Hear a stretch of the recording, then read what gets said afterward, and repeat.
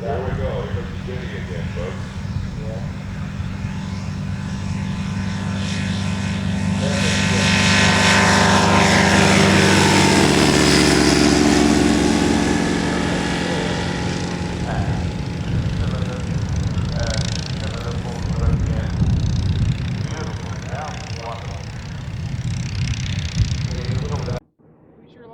Dennis, this does not look like a regular ultralight. You've got a few changes to this over what I've seen in the past out in the field here. Well, I'm an old crop duster, you know, and we found out years ago, World of Agricultural Aviation, for the last 50 years, have done studies on what's the safest airplane in the world you can crash.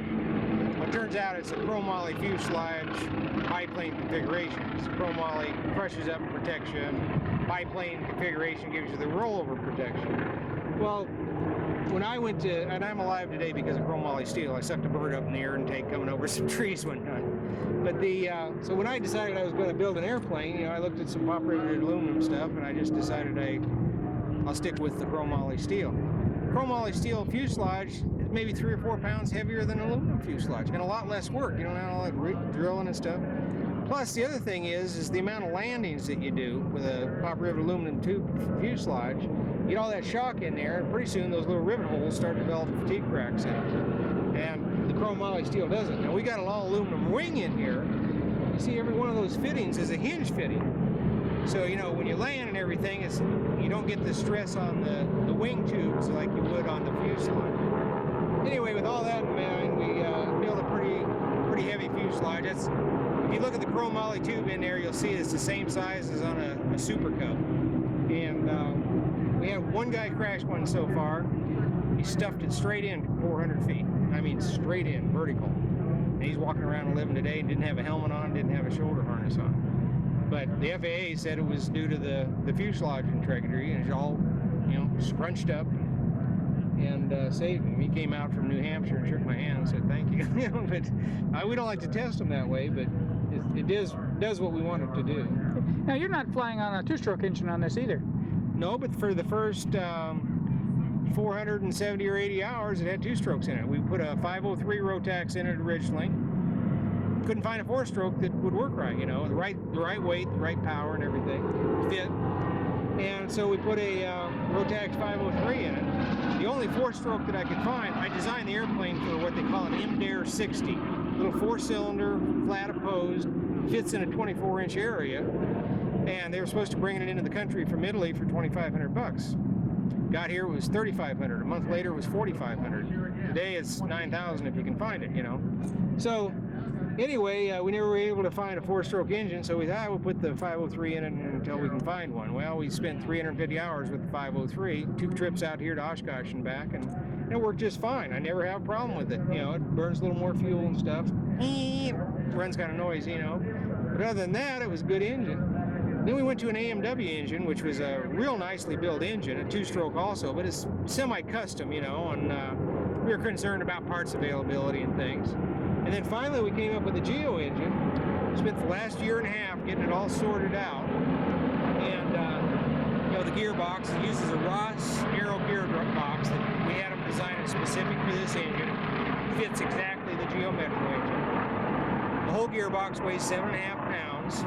They take your flywheel off the Metro engine, steel flywheel, make an aluminum one, take the ring gear off of it, put it on there. It saves about 4 pounds. You only got a net gain of weight about 2.5 pounds in the whole engine with the gear drive on it. With the alternator, the starter, the manifolds, the whole thing's 135 pounds, about 60 horsepower. And what kind of performance might then say versus a 503? It's almost identical. It takes a few more feet. You know, 8 or 10 feet more maybe on takeoff because of the weight to power ratio. It's actually more power, but it's a little heavier engine, you know. And then it's almost indistinguishable. You know, you almost have to figure out, you know, what's really the temperature today and that kind of thing. It's probably got a little higher cruise on it, and you know the rate of fire is about the same. So altogether, it's about the same, except with Rotax, if you're going to go a couple hours, if you put a 582 or something like that in it, you can be burning 4.5 to 5 gallons an hour, and you're probably going to be limited to a little under 2 hours. Where on this thing, you know, you can either go with less fuel, you know, if you're just a little local thing and you have less weight, or you can end up going, like say, 3 hours at 2 gallons an hour and still have another gallon and a half or 45 minutes to fly on. Now, this airplane, are you producing it as a kit, or did you buy it as plans? How did I the designed it, just put out plans. Leading Edge Airfoils here in the States, you know, puts out a kit for it. The ribs are pre-stamped. They're easy riser ribs, and it's pretty basic materials, you know, tube spars. And, those are Douglas fir 4x4s cut up into the struts, and it's like I say, it's pretty basic materials in there and pretty straightforward, you know, construction techniques. It takes about 400 hours to build a Jenny. Once you got a little experience with it, you know, my wife and I built them in 90 days, and I was working full time at the time. So, but you know, you got to know how to gas weld or know somebody that does. Leaf actually is now offering a pre-welded fuselage for it, and also pre-built wing panels as far as that goes. You know, most guys that want to build this airplane want to build it fairly reasonable. You can build the airframe. The plans have a complete material list in them. You can go do your own shopping and stuff if you want, or you can buy the kit from Leaf. But you should be able to build the airframe for about $4,500, and then whatever engine you put in. And it's designed then, as you mentioned, around the 2-strokes, or even on the... No, I designed it around a 4-stroke, but that engine just got too expensive. I designed it for a 130-pound engine. So there's not an ounce of ballast in that airplane with that engine in it. It's 135 pounds. So I finally got the engine I wanted. How many hours have you got on this one now? On the engine, I only got about 40 hours. On the airplane, I've got about 480. The one next to me has got about 560 or something like that. We probably got, between the two of us, we got over 1,000 hours just on these two airplanes. There's about another 17 or 18 of them flying. There's 40 or more that I know of that are under construction. We've got over 400 sets of plans out. You want more information? I guess we get a hold of the people at Leading Edge? Yes, yes. They'll be able to fix you up, you know, as far as materials and things like that. I always tell the builders, you know, you want to talk to me, call me anytime. I'd be glad to answer questions. Put out a construction video, you know, that mostly for people that never built before, you know, they can get the video, and that way they can see how it's built, you know, it gives an overview. So they know what they're getting into, and then they can decide whether they want to build the airplane. But you can buy the plans or the construction video from Leading Edge. I make a little bit more money if you buy them directly from me, and I'm glad to answer any questions.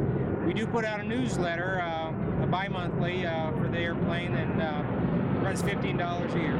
So if we want to get more information then on the newsletter and stuff, how do we get a hold of you?